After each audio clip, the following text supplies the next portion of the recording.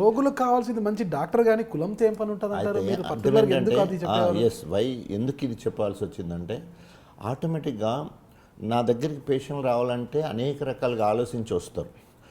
నరసింహారెడ్డి అనగానే ఉరుకుతారు, సంజీవరెడ్డి అనగానే ఉరుకుతారు. నా దగ్గర రావాలంటే అదేనా, ఇదేంది, అదేంది అని చెప్పేసి వాళ్ళు రెఫరల్ చేస్తే వాళ్ళు వద్దంటే, లేదా అప్పుడు రిక్షాలు ఉండేది, రిక్షా డ్రైవరో లేకపోతే ఆటో డ్రైవరో చెప్పి డాక్టర్ రాజా చాలా బాగా చూస్తాడని చెప్పేసి మొండి కేసులు వాళ్ళు చూడని అని నా దగ్గరికి వస్తే బాగా ఎట్లా పేరు మనకు వచ్చడం జరిగింది. సో ఎవరైనా కూడా ఒక డాక్టర్ కావాలంటే ముందు డాక్టర్ పనితనం లోపలికి, ముందు హాస్పిటల్ బాగుందా, లుక్ సోగున్నదా లేదా, తర్వాత పేరు ఏమున్నది, ఇవి చూసి ఫ్యాషన్ అవన్నీ చూస్తారు. డెఫినెట్గా లోపలికి వచ్చినాక వైద్యం ఇవన్నీ ఉంటాయి. చాలామంది పేషెంట్లు నా దగ్గరికి వచ్చి, నేనేమో యంగ్ ఏజ్లలో మంచిగా ఉండేవాడిని, చూసి తలుపు తీసి సార్ లేడా అనేది. నేనేనమ్మా సార్ను అంటే, కాదు మాకు డాక్టర్ రాజయ్య కావాలి అంటే, నేనేమ్మా అంటే ఎందుకు అంటే రాజయ్య అనేది పాత పేరు, రాజయ్య అని పాత పేరు. రాజయ్యకు వైద్య వృత్తిలో మంచి పేరు, బాగా చూస్తాడంటే బాగా చూస్తాడు పేరు.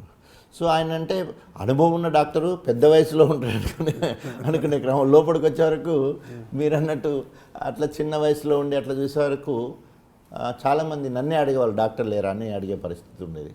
సో కాబట్టి ఆ వైద్య వృత్తికి న్యాయం చేయడంలో కానీ అంకితభావంతో పనిచేయడం వల్ల మంచి రెప్యుటేషన్ వచ్చింది.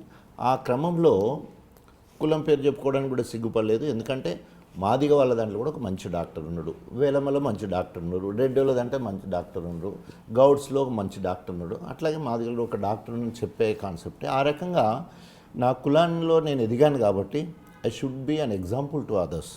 సో రాజన్న కష్టపడి చదువుకొని బీదరికం నుండి పైకొచ్చి ఇవాళ గొప్పగా ఒక పిల్లల డాక్టర్ అయ్యాడు. Being a SC started paediatric nursing home in Warangal.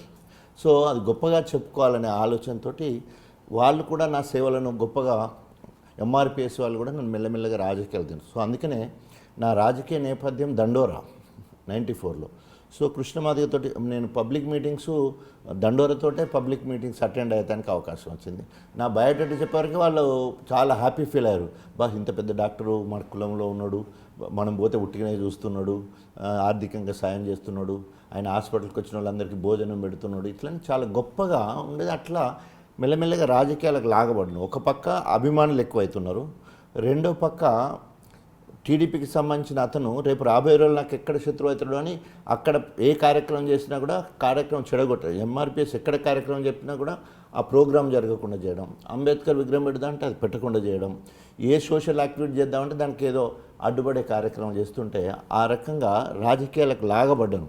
స్థానికంగా నాయకుడు లేకపోవడం వల్లనే స్థానికేతరులు గణపురం పాలించడం వల్ల ఈ రకమైన ఇబ్బందులు వస్తూ ఉన్నాయి అనే క్రమంలో ఇంకా నేను ఎంఆర్పిఎస్ ద్వారా ఫాస్ట్కి వెళ్ళే క్రమంలో వైఎస్ రాజశేఖర్ దగ్గర నుంచి పిలుపు వచ్చింది నాకు, పాటలకు మీలాంటి వాళ్ళు వస్తే బాగుంటుంది అని చెప్పేసి.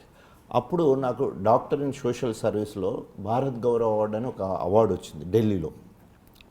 అది పేపర్లో వచ్చేయడం వైఎస్ రాజశేఖర రెడ్డి గారు చూసి, నేను ఢిల్లీకి వెళ్తున్నప్పుడు సోనియా గాంధీని కలిసి ఏర్పాటు చేశాడు. అక్కడ ఒకరిని పెట్టేసి తీసుకుపోయి సోనియా గాంధీతో పరిచయం చేయించి అక్టోబర్ 13వ తారీఖు 97 ఆ రోజు సోనియా గాంధీని కలవడం, మాట్లాడినప్పుడు నేను పార్టీలోకి ఆహ్వానిస్తున్నాను, inviting to party to do more social services public.